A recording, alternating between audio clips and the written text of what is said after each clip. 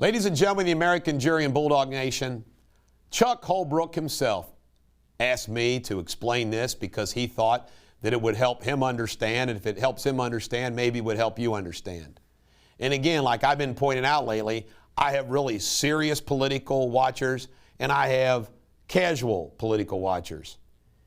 But this is something that lawyers understand, but average Joe people don't always understand because they hear different discussions about the government and they don't understand it. So I'm going to cover it.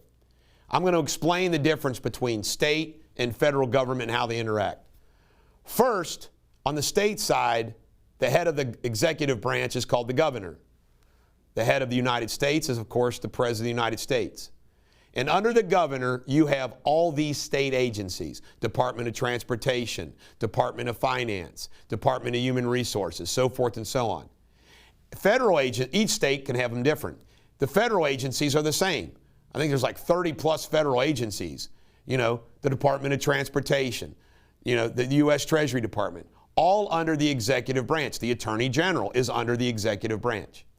Then, in the state side, the state legislatures of each state usually have a Senate and a House. A Senate, longer terms and fewer members, larger districts that are carved, and the House, more members. Same with Congress. We have 100 senators, 2 from each state, and then we have 435 members of the House of Representatives.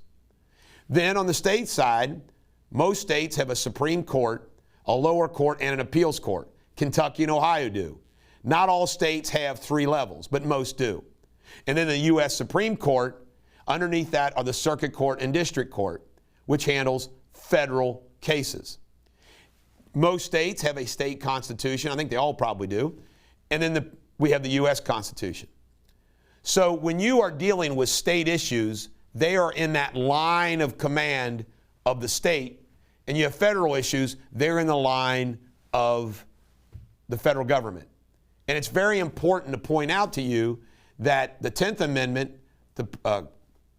separates that, makes it very clear that what's the state and what's the feds are the feds.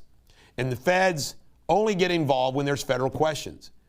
So it gets very complicated at times.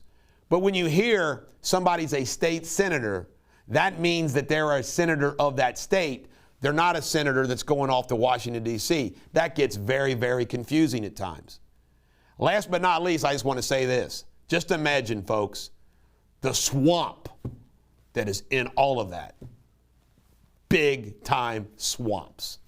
This is the Bulldog. Every dog has their day. Have a great day.